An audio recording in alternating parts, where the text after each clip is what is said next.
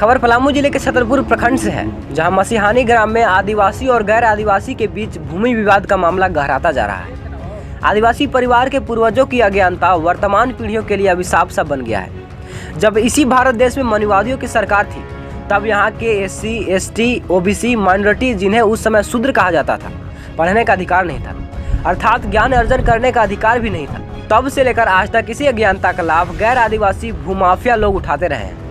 अंग्रेजी शासन काल में गैर आदिवासी के इसी षड्यंत्र से आदिवासियों मूल निवासियों की भूमि सुरक्षित करने के लिए 1908 में CNT एक्ट नामक कानून बनाकर पूरे देश में लागू कर दिया गया, जो आदिवासियों की भूमि का सुरक्षा कवच है। और इस सुरक्षा कवच को भेदने का अधिकार किसी को नहीं दिया गया है। इसके बावजूद आजाद भारत से लेकर 20वीं सदी में भी नित्य नए नए हथकंडे अपनाए जाते रहे हैं और वर्तमान पीढ़ी को अपने पूर्वजों की भूमि से ही बेदखल किए जा रहे हैं। ऐसे में लाचार, कमजोर और बेबस गरीब बेचारा थाना, पुलिस, कोर्ट, कचहरी, न्यायालय के चक्कर काटते फिर रहे हैं। इनकी सुनवाई कहीं नहीं की जा रही है। इस तरह के कई मामले पलामू प्रमंडल के न्यायालय में वर्षों से अटके पड़े हैं। ऐसे ही मामला छतरपुर के मसीहानी ग्राम के उरांव आदिवासी की खतियानी भूमि को गैर आदिवासी समुदाय केवाला दिखाकर कई वर्षों से आदिवासी परिवार को भूमि से बेदखल किया है। मामले की जानकारी होने के बाद अखिल भारतीय आदिवासी महासभा स्वयं इस मामले को समझने के लिए अंचलाधिकारी से संपर्क किया, जिसके उपरांत अंचलाधिकारी द्वारा निष्पक्ष कार्रवाई करने के लिए आश्वासन दिया गया और त्वरित कार्रवाई करते हुए सर्किल इंस्पेक्टर को स्थल जांच पड़ताल के लिए आदेश दिया गया। स्थल निरीक्षण उपरांत सर्किल इंस्पेक्टर द्वारा क्या कुछ कहा गया, आइए देखते हैं द न्यूज रेवोल्यूशन संस्थापक अजय सिंह की एक खास ग्राउंड रिपोर्ट। नमस्कार, आप देखना शुरू कर चुके हैं द न्यूज रेवोल्यूशन। और द न्यूज रेवोल्यूशन निष्पक्ष निर्भीक पत्रकारिता के लिए जाने जाते हैं। आज हम उपस्थित हैं छतरपुर के, ये नेशनल हाईवे है और यहाँ पे कुछ ज़मीन विवाद को लेकर आदिवासी परिवार और एक और विश्वकर्मा परिवार के बीच कुछ मामला था, उसी को लेकर हम लोग आज यहाँ उपस्थित हुए हैं। और हमारे बीच छतरपुर अंचल कार्यालय से कर्मचारी साहब भी उपस्थित हैं और प्रभार में ये अभी सर्किल इंस्पेक्टर भी हैं। मैं इनसे जानने का प्रयास करूँगा, क्योंकि ये जांच पड़ताल करके अभी कुछ इन्होंने देखा है। तो क्या आश्वस्त कर रहे हैं सर लोगों को? दो पक्षों की बात है, क्या आश्वस्त किया? आवेदन मिलते हुए तो मैं तुरंत स्थल पर आया और दोनों पक्षों को बुलाकर दोनों से कागजात की मांग की और इसका अपना राजस्व कागजात से मिलान करने के बाद ही बताना संभव है कि क्या सही है क्या गलत है। उसके उपरांत ही कोई निर्णय लिया जा सकता है। अभी दोनों पक्षों को क्या आपने समझौता किया? पक्षों को जब तक कुछ निर्णय नहीं आता है, कोई भी इस पर कार्य न करें, यही दाद दिया गया है। चलिए, कहीं ना कहीं देखिए 144 का हिदायत दिखाते हुए इन्होंने कहा कि दोनों पक्षों के बीच ऐसा कोई लॉ एंड ऑर्डर खराब ना हो, इसलिए इन्होंने बोला कि अब जब तक निर्णय नहीं आ जाता तब तक आप इस पर कोई कार्रवाई ना करें। हमारे बीच देखिए दोनों पक्ष के लोग हैं और मैं बात करने का प्रयास करूँगा दोनों ही पक्षों के लोगों से कि क्या मामला है। थोड़ा सा अगर आप चर्चा कर दें तो शायद बेहतर हो। आपका नाम क्या है?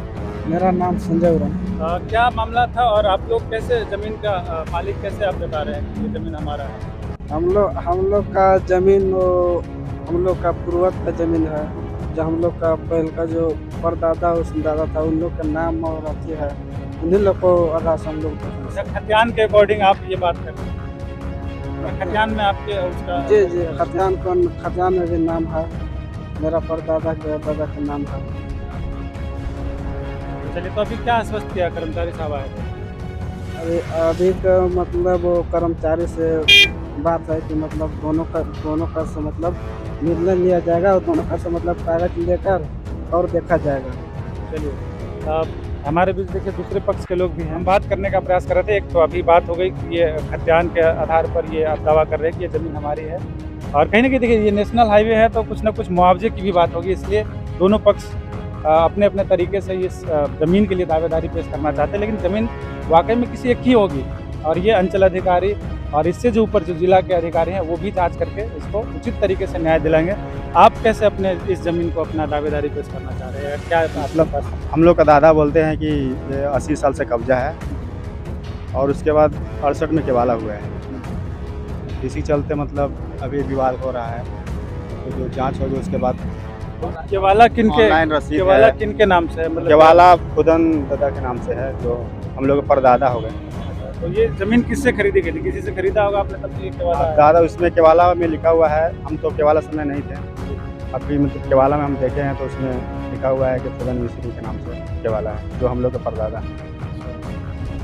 चलिए, अभी क्या आश्वस्त किया गया? अभी सर्किल इंस्पेक्टर जो प्रभार है और कर्मचारी है वो यहाँ उपस्थित हुए, क्या उन्होंने आश्वस्त किया आपको? एक नोटिस आया था 144 का, जो एक हफ्ता के बाद मतलब फिर से चालू किया जाएगा।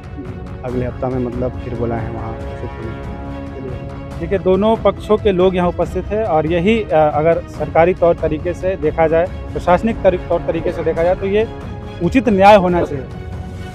आप देख रहे थे द न्यूज़ रेवोल्यूशन। इस वक्त मैं अजय सिंह, कैमरामैन विपिन बिहारी के साथ। हमारे भी देखिए कुछ चूँकि बुलावे पर अखिल भारतीय आदिवासी महासभा के यहाँ अधिकारी भी हैं, चूँकि इस तरीके का मामला हमेशा निपटाने के लिए ये लोग तत्परता के साथ आते हैं। क्या लगता है आज आप लोग यहाँ उपस्थित हुए, ये ज़मीन को देखकर क्या लगा आपको? देखिए, अगर हम जब देखते हैं कि CNT एक्ट को देखते हैं तो जो केवल दिखाया जा रहा है, केवल तो मान लीजिए कि जो भी हो सही या गलत बात की चीज़ है, लेकिन आज तक CNT एक्ट यह बताते रहा है कि किसी भी परिस्थिति में गैर आदिवासी के पास आदिवासी की ज़मीन नहीं जा सकता है। लेकिन जब इनके पास केवल है तो दावेदारी तो पेश करेंगे। अब इसका निर्णय यहाँ के पदाधिकारियों को करना है कि आखिर किसकी तरफ निर्णय देते हैं, CNT एक्ट की तरफ जाते हैं कि केवल जो हुआ है उसकी तरफ जाते हैं, ये तो उनके ऊपर निर्भर करता है। लेकिन उसके बाद भी हम यही जानते हैं कि अगर CNT एक्ट की तरफ जाते हैं तो यह तो आदिवासी की तरफ ज़मीन चला जाएगा, और अगर कहें कि CNT एक्ट को नज़रअंदाज करते हैं तब यह ज़मीन जैसे हमारे विश्वकर्मा परिवार को चला जाता है। तो जहाँ तक हम देख रहे हैं कि यह जो इस तरह के जो मामले हैं, ये हम देख रहे हैं कि पलामू प्रमंडल में बृहद रूप से है। इसमें कहीं न कहीं हर जगह पर, क्योंकि बहुत सी ज़मीन का सॉर्ट आउट हमने करवाया है कि जो 20 वर्षों से 40 वर्षों से किसी गैर आदिवासी के पास ज़मीन था, वह ज़मीन जैसे आदिवासी के पास पुनः वापस आया है। खुद पलामू को उपायुक्त के निर्देशानुसार सब कार्यक्रम हुआ है ना। तो देखते हैं कि इसमें क्या निर्णय आता है, उसके बाद ही कुछ कहा जा सकता है। अभी दोनों पक्षों के बीच आप बात कर रहे थे, क्या दोनों पक्षों को आप समझाएंगे? क्योंकि देखिए, आजकल ज़्यादातर ज़मीन के मामले में इस तरीके की हत्याएँ भी हो जाती है। ये कम से कम ना हो, लॉ एंड ऑर्डर जो है वो खराब ना हो, उसके लिए आप दोनों पक्षों को क्या हिदायत देते हैं? देखिए, हमारा जो सोसाइटी वो किसी एक पक्ष के लिए नहीं है। नियम संगत जैसे हम लोग काम करते हैं और नियम संगत हमारी बातों को हर जगह पर माना भी जाता है।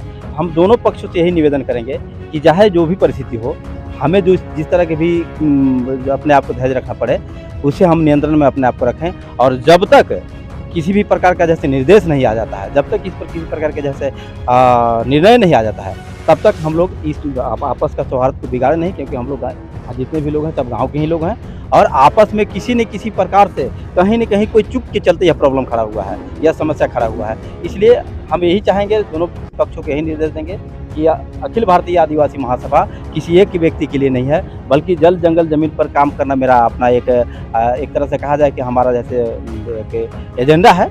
उसी एजेंडा पर हम काम कर रहे हैं और उसी एजेंडा के तहत जिधर भी पक्ष होगा, जिस तरफ होगा, हम उनके साथ हैं।